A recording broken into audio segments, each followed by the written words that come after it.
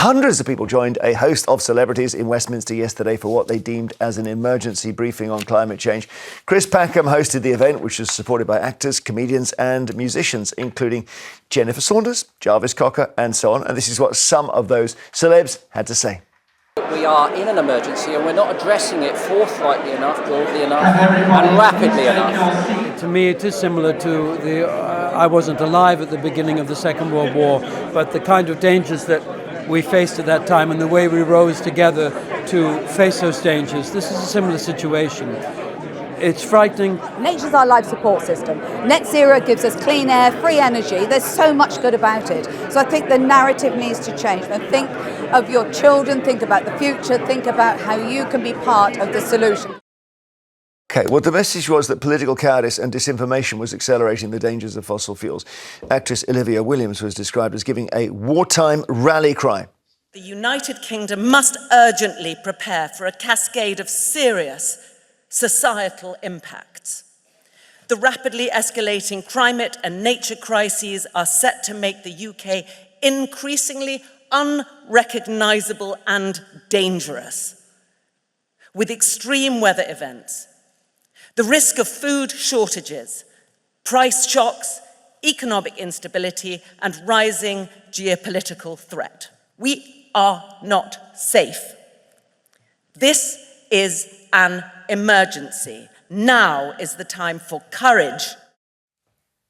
Nelufar, a good message. Absolutely, absolutely. And to see so many celebrities backing it, I think is absolutely the right way forward. We know that celebrity endorsements, scientifically, we know that celebrity endorsements of an issue, whatever it might be, actually increases the way that they permeate through civil society. According to John Carroll University in Ohio, we know that not only does it get the public's attention, but it makes the conversation much more engaging. And the way that I see it is if we can get celebrities to talk about really important issues like this, it makes it accessible to a group of people that might otherwise not feel ready to engage with it. So it's a great thing. But yet again, to talk against myself in the same breath, here we are talking about the celebrities and not about the fact that the climate crisis is very real and very much on our doorstep. Brian is I know, doubtful about even the premise there.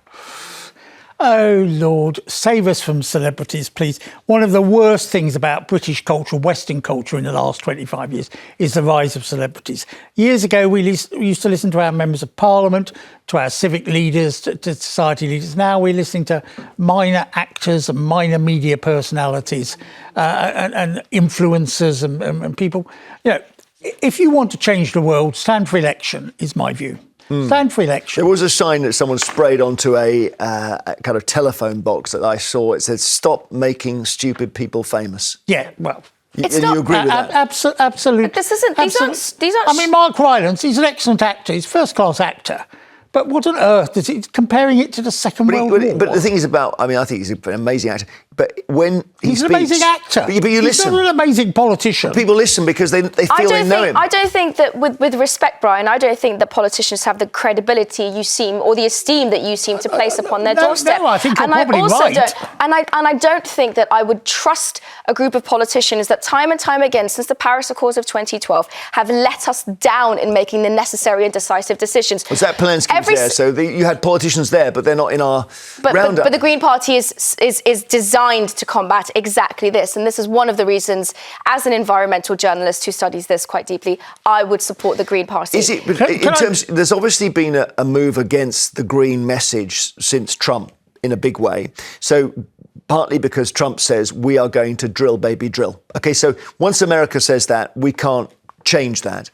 And there's also then this, I mean, Deborah Meaden on there saying we're going to get free fuel. There's no sign of that being the case with net zero at all, that we get free power. It goes onto the world market and we get charged the earth for it. So we're being promised things that aren't real here. But we're walking...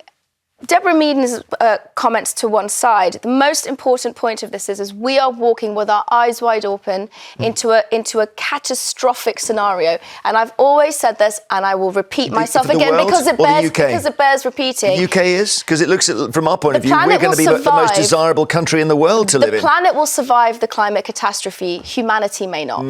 That is what... Brian's not convinced. Can I just say, if you don't trust your politicians, don't vote for them. Don't vote for people you don't trust. Just don't. But that's not relevant. I'm not convinced that the climate crisis is going to have a political is saying It is relevant because we at are the end not of the day, listening. politicians change the There world. are 7 fire belts. This is what they call a 7-alarm fire. Right. And we're not listening. We've got headphones on. Sorry. My celebrities, keep them out of political issues. All right. Lee in London, do you think we need celebrities to give us this message? Definitely not. I think 2 stick in my throat. Emma Thompson is one who takes private jets to her home in Italy. Yeah. Prince Harry is another one, goes and lectures people, ordinary people, don't drive cars unless they're electric. Ed Miliband, he's another one. The man should be locked up. Well, Chris Ed Packham, Miliband should be locked up. he's a lunatic. Well, I think that's a bit strong, isn't he? I mean, he's I basically... don't think so. He's No. He's got a certain view of the world, which is that we need to be greener. And, there were a lot of scientists at that thing, and they agreed. They should be locked up as well. Right, we're running out of jail space here. Let me just run one fact by you. In 9 years, China has emitted more CO2 than this country since the Industrial Revolution. But who are they making those products for, Lee? But they want us to wear hair shirts. But who to are they walk making everywhere. those? Lee, who are they making those products for? The cars, the clothes, all of the stuff that we buy. Who are they making it for? They're making it for us in the global in the global north. That's who they're making it for. China isn't making all of those products for itself, right? Well, if you want to go back to a horse and cart, you're welcome. I want to drive a car. Thank you very much. It's probably going to be made in China in the next 10 years. Yeah, well, yeah, it's tricky, isn't it? I mean, in the end, if everyone in China gets aircon, the planet's going anyway. Or a fridge for that matter. But we've all got fridges and aircon. So why would we stop them? Sorry, I have aircon. This is a false comparison of the aircon in highest... here? Well, aircon... It's a false comparison of the highest order to single out one nation amongst all, because this is a global problem. So you may have your quarrels with China or the United States. Or India. But this is a global issue. Okay. This is a global issue. The States has got 1% of the world's population and emits 15% of the dirt. Mm-hmm. So that we do have to focus a little bit, Mm-hmm. But then it's the poorer countries that don't emit. Mm-hmm. So the suggestion here is we need to all get a bit poorer. We'll take more calls on this after the break. And whether celebrities are the ones to give us the message, because they have caught our attention this morning, even though there were scientists there, even though Zach Polanski was there at that meeting, we're all talking about Jennifer Saunders and Chris Packham. 0207 862 2222. See you shortly.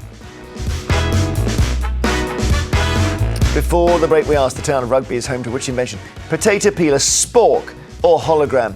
It is the hologram.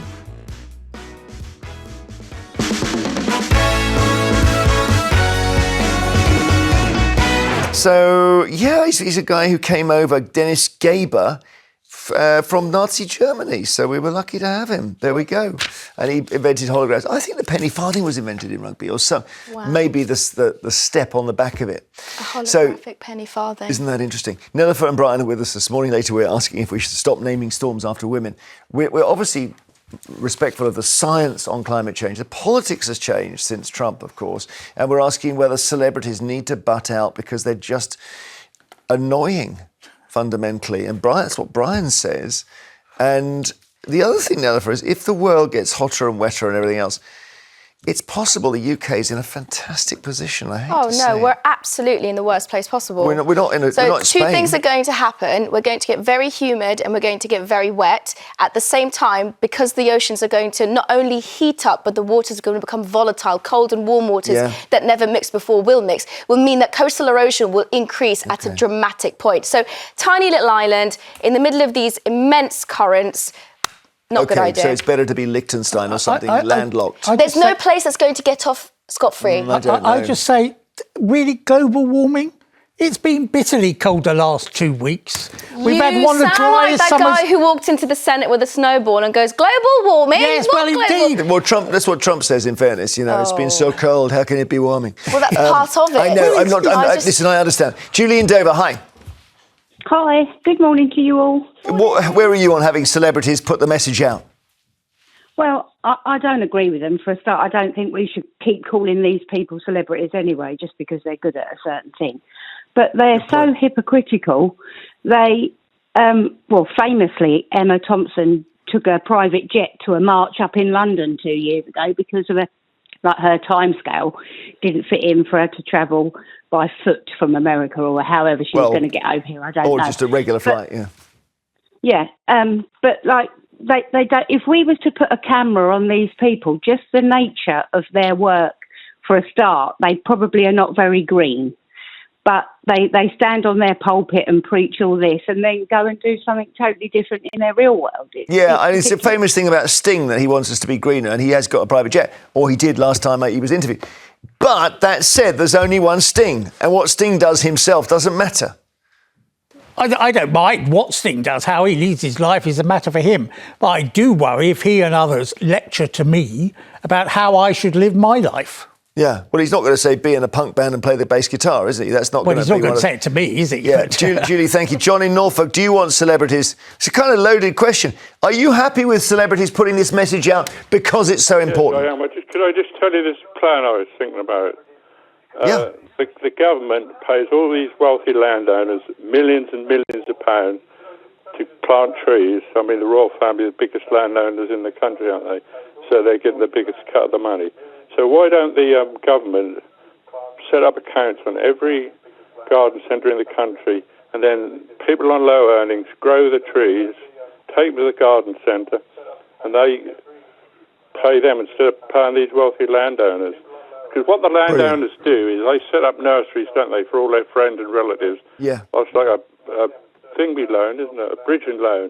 And then they grow the trees, and then the landowners get another load of money, and then they buy the trees off their friends and relatives, don't they? So why can't the low earners grow the trees, take them to the garden centres, take the money? So they take in 20 trees, the garden centre pay them £20, I go in, I replace their trees with £20, and you give it to the low earners. So, I mean, that just goes on and on then. With the low earners, what would they do while the trees were growing? Sorry? What would the low earners do while the trees were growing? Would they have to watch them grow? Growing? Yeah.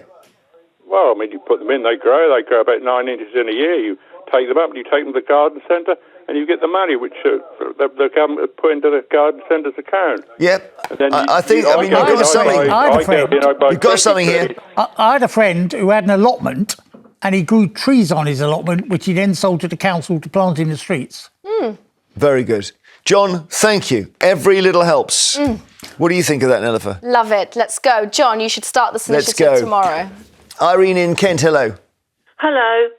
I would just like to say that everything takes power, which is like your computers, your high-speed trains, all these high cars that people drive, their devices, their watches and everything else. Yep. If we're going to do climate change, let's get rid of everything, and then where would everybody be? There'd be no influencers, nobody. Well, and what about the scientists that disagree with these people? Yeah, but look, if we go back 150 years, we've got proper smoke. In fact, you know what? Even in the 80s when I joined the BBC, the building was black.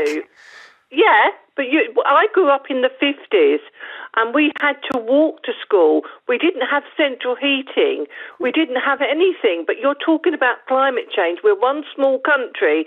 If you want to make a difference, you've got to think, where does all the energy come from? The population of the world in the 50s was billions less than today. Maybe that's what we got to life was better in the 50s. And the life is better today, but we are also polluting at a higher rate. Yes, without a doubt. We've got a world that's 3 times as big, but are people happier than they were in the 50s? Yes, fewer people are dying of maternal mortality, fewer wars are happening, there's fewer diseases killing individuals, we've eradicated polio, we've eradicated lots of other diseases. So yes, the world is... Are people happier? Yes, people around the world are happier because they're not people dying are constantly discussing their mental health and their health issues. I mean, are people happier than they were in the 50s and 60s? I don't really know what you're saying there, but what I'm trying to prove is that we have more information. The one key thing about this debate that really mustn't be lost is the fact that we are living in the age of an attention economy.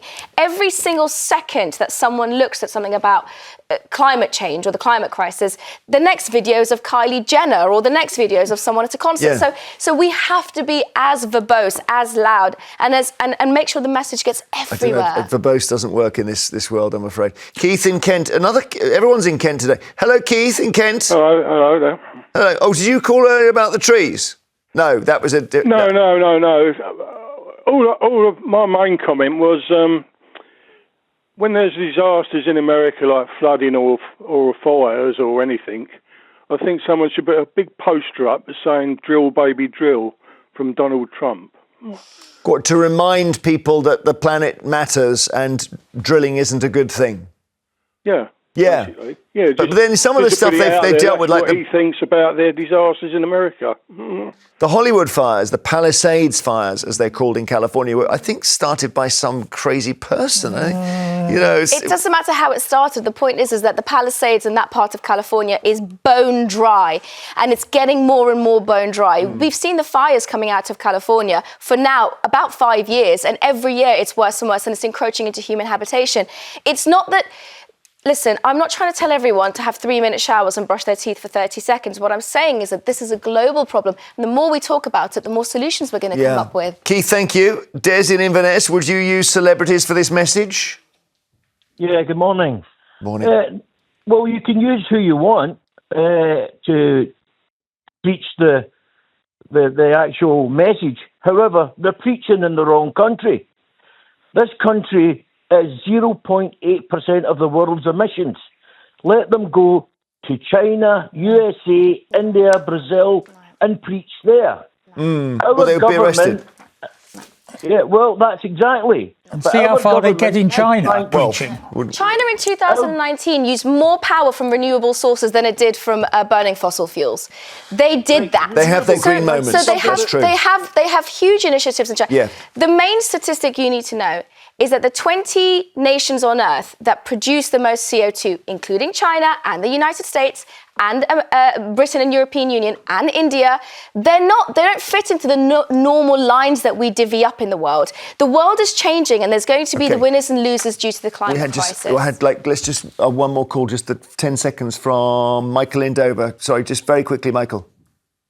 Yeah, basically, I agree in principle, the young lady on the panel. Celebrities can raise the issue and get a debate going, but they don't come up with solutions. OK. Thank you very much. Thanks for all your calls. Later, we'll be asking if we should stop naming storms after women, because apparently people don't pay attention to the danger if it's got a female name. After the break, should the government ban electric bikes? Firefighters around the country are saying they're too much of a fire risk. 0207. Look at that fire caused by an electric bike.